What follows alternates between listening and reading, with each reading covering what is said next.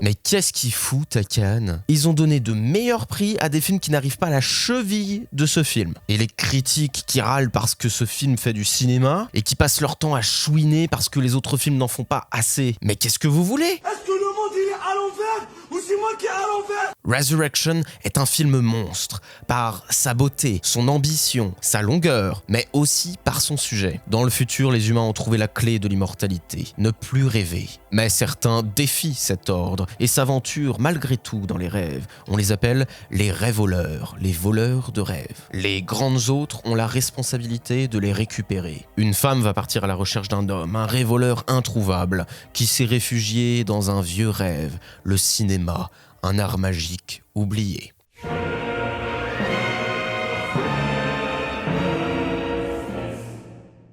D'après les films d'Infociné, c'est un film de SF. Mais dites pas ça, pauvre fou! Si les gens y vont en s'attendant à un Star Wars chinois, c'est le meilleur moyen de leur faire détester le film. La seule dimension SF de ce film, c'est ce qui sert de prétexte pour aller d'un rêve à un autre, c'est-à-dire d'un film à un autre. On va suivre une grande histoire, celle d'un homme peinte en 5 plus petites. 5 films dans le film, avec un prologue et un épilogue. Des films qui parcourent le XXe siècle du cinéma en reprenant par ordre chronologique des styles et des thèmes du cinéma mondial. C'est une critique très spéciale pour moi. Entre Taïwan, Hong Kong et la Chine continentale elle-même, avec leurs influences respectives, leurs contraintes, leurs divergences, les cinémas chinois sont parmi ceux qui me passionnent le plus. Je me rappelle encore l'année 2018-2019. On avait eu coup sur coup Les Éternels de Jia Zhangke, Le Lac aux oies sauvages de Diao Yinan, An Elephant Sitting Still du regretté Hu Bo et Un grand voyage vers la nuit, le précédent film de Big Han. Et je peux vous dire, ils étaient tous de merveilleuses surprises. Cette année-là, c'était une année incroyable au cinéma.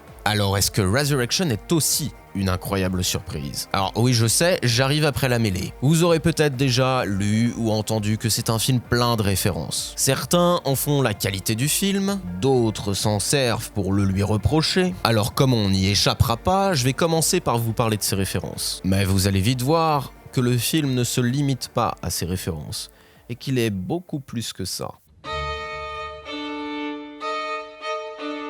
Les bons artistes copient, les grands artistes volent. C'est ce qu'aurait dit Picasso. Alors Big Han est-il un bon ou un grand artiste? Moi je pense que la question elle est vite répondue. Appelez ça l'inspiration pour les plus originaux, les règles de l'art pour ceux qui ne le sont pas. Enfin, appelez ça comme vous voulez, mais aucun artiste ne crée seul dans sa tour d'ivoire. C'est évident quand on regarde Resurrection. Au cœur du film, il y a 5 films qui sont des références à des styles et des moments du cinéma du XXe siècle. Le film est à lui seul un festival de films qui méritent tous chacun des prix que le film s'est fait voler par des films bien moins aboutis. Big Han ne prétend pas sortir ses idées de la cuisse de Jupiter. Le cinéma, esthétiquement comme techniquement, c'est une histoire collective. Et ce n'est donc sans doute pas innocent si on voit un phénakistiscope dans le tout premier film de Resurrection, puisque c'est l'une des nombreuses pierres sur lesquelles l'édifice du cinéma s'est créé. Alors, ces 5 films justement. On commence évidemment avec un hommage au cinéma muet, sur une musique de M83. Le ratio choisi est celui du 1:33, celui de l'époque. Les plans chromatiques sont évocateurs de l'époque, et surtout du film autour duquel s'articule ce premier film. J'ai nommé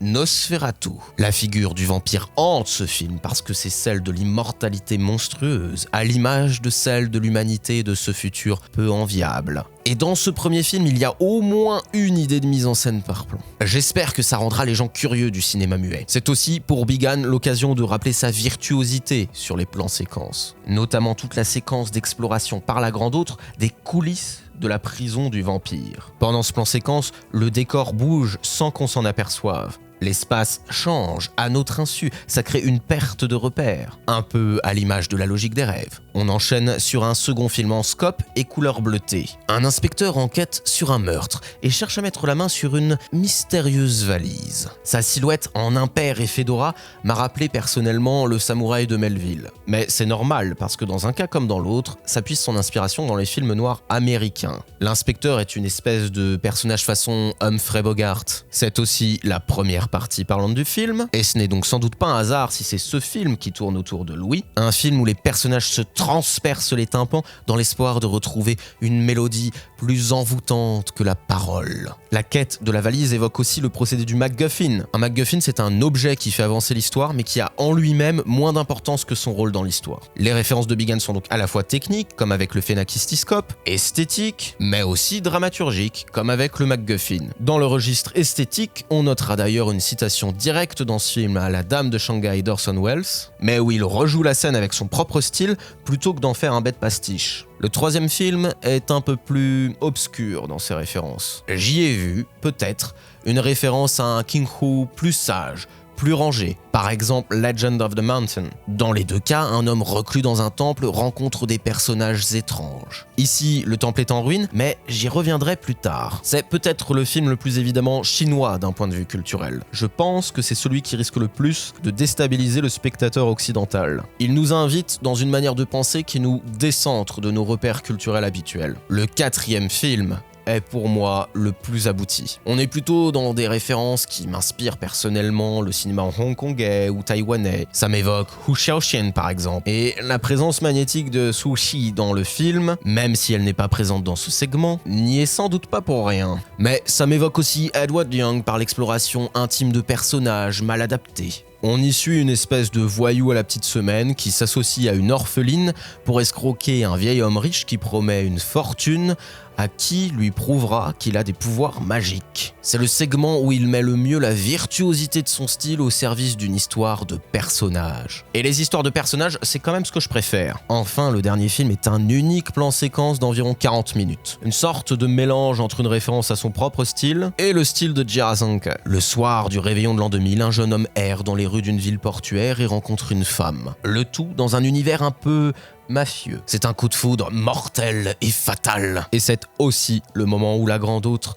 qui essaye d'extraire le révoleur de ses rêves depuis le début, s'éprend à son tour de lui et de ses rêves de cinéma. Oui, c'est un film à référence, mais c'est malhonnête de critiquer le film parce qu'il manquerait de finesse sur ce qu'il ne cherche même pas à cacher. C'est rester à la surface du film. Même sans référence, on peut parfaitement l'apprécier parce qu'il va au-delà, c'est une proposition esthétique en soi. Et je vais vous expliquer pourquoi. Mais avant ça, un petit message de notre sponsor, Bromure. Bromure vous propose chaque semaine des analyses et des critiques cinéma. Alors si vous aimez son contenu, surtout, n'oubliez pas de le liker, de commenter, de partager et abonnez-vous.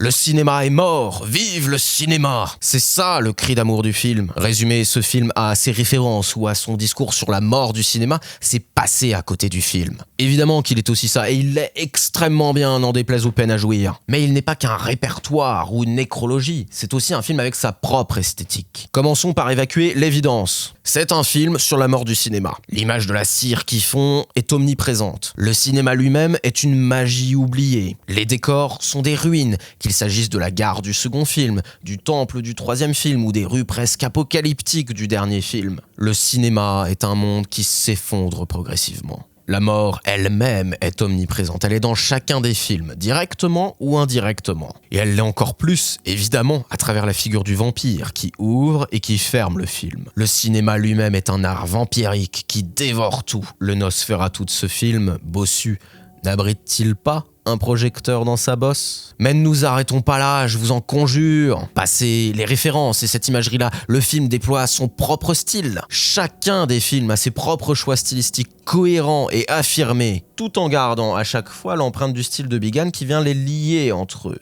Dans le second film inspiré des films noirs américains, les transitions au fondu entre deux plans sont incroyablement réalisées. Le fondu le plus impressionnant est sans doute celui de l'interrogatoire du meurtrier à propos de la scène du meurtre. La lampe torche de l'inspecteur se confond avec la lumière de la locomotive. On n'est pas seulement en train de rentrer dans le souvenir que nous raconte le meurtrier. Ça obéit à la logique des rêves, on passe d'un espace à un autre insensiblement sans même s'en rendre compte. Et il y a plein de transitions au fondu comme ça. Le transtrave sur le magnétophone aussi est incroyablement utilisé, parce que cette cet effet technique avec les fondus, ça montre bien comment l'inspecteur lui-même est en train de tomber dans la spirale de la folie. Il sombre lui-même dans la démence où on l'avait averti qu'il risquait de se perdre. Comprenez-moi bien, ces effets ne sont plus des références, ils servent la narration. Ils ne sont pas là pour faire beau, ils sont là pour faire du sens. Le premier film, lui, comme d'autres moments de Resurrection, exploite de très beaux effets visuels pratiques. Que ce soit le zoom sur l'œil du révoleur en photo, ou la fumerie d'opium où on a une maquette en miniature en premier plan en trompe-l'œil. Bigan célèbre les artifices du cinéma, mais encore une fois au service de la logique des rêves. Dans le troisième film, on retrouve la logique des rêves dans le split focus, qui permet d'avoir deux personnages nets dans le champ alors qu'ils sont sur deux plans différents. Ça renforce l'étrangeté et en même temps ça les rapproche parce qu'ils sont deux parties d'un même esprit. L'homme et son rêve, l'homme et sa culpabilité, l'homme et son amertume. Ce film-là travaille aussi le son, avec par exemple la scène où l'esprit de l'amertume s'allume une cigarette et où le son du briquet est étouffé, méconnaissable, ou toute la séquence couverte par ses ronflements. Les temps et les espaces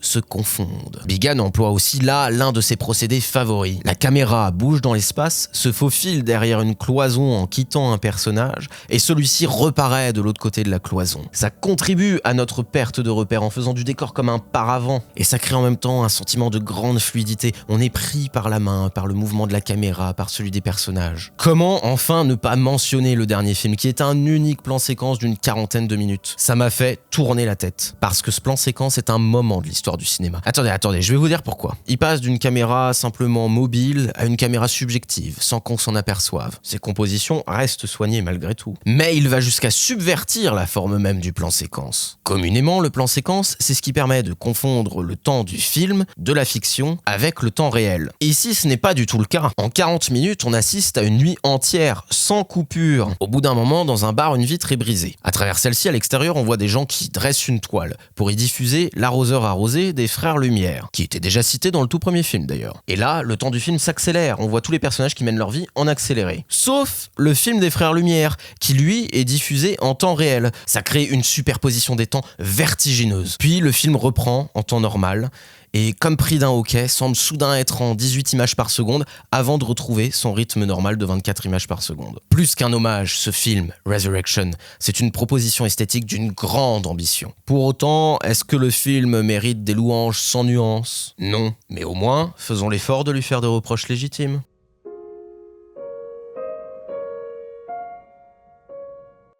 Je vais faire plus court pour cette partie parce que je n'ai pas énormément de reproches à faire à ce film, même si ce ne sont pas des critiques mineures. Tout d'abord, chacun des 5 films est associé à l'un des 5 sens. Mais ces sens sont plutôt des prétextes dramatiques, c'est plutôt comme s'ils étaient eux-mêmes des MacGuffin. Où est-ce qu'ils sont dans la mise en scène, hormis en tant que prétexte dramatique? Sur ça, on peut lui reprocher de s'être peut-être égaré dans l'hommage ou de s'être trop concentré sur ses obsessions formelles comme le plan séquence. Les sens les mieux exploités sont l'ouïe et l'odorat, mais ils sont surtout exploités scénaristiquement, pas esthétiquement. Entendons-nous, un gros plan sur un nez, c'est pas un choix de mise en scène. C'est dommage que les sens soient pas plus présents dans la mise en scène et à l'image. Mais surtout, un autre reproche. J'ai pu le dire rapidement, mais pour moi, les meilleurs films, c'est les 2 derniers. Ils sont tous aboutis formellement, mais les 2 derniers ont des personnages vraiment bien écrits. Ils ont des personnalités qui nous touchent, des vraies émotions, des enjeux qu'on comprend. Malheureusement, je ne peux pas en dire autant des autres segments du film. Surtout le 2e et le 3e, où on a des personnages qui suscitent moins d'empathie. Non pas parce que les personnages seraient détestables, on est simplement assez indifférent à ce qui leur arrive. Le film continue de nous éblouir, mais pas de nous émouvoir. C'est une sensibilité personnelle, mais j'aurais voulu qu'il y ait de vrais personnages dans chacun de ces films, et il les a parfois sacrifiés à l'hommage ou à l'obsession formelle. Et le cinéma sans personnages, ce n'est plus qu'un livre d'images animées.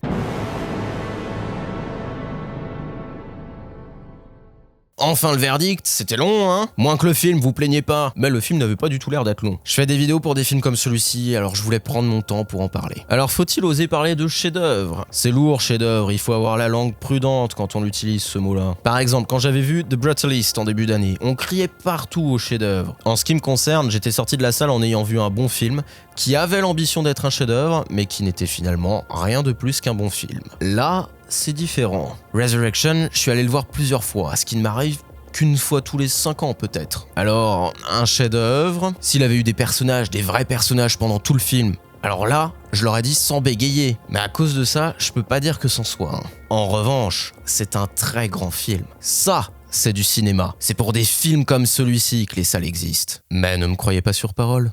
Allez-y, vous verrez.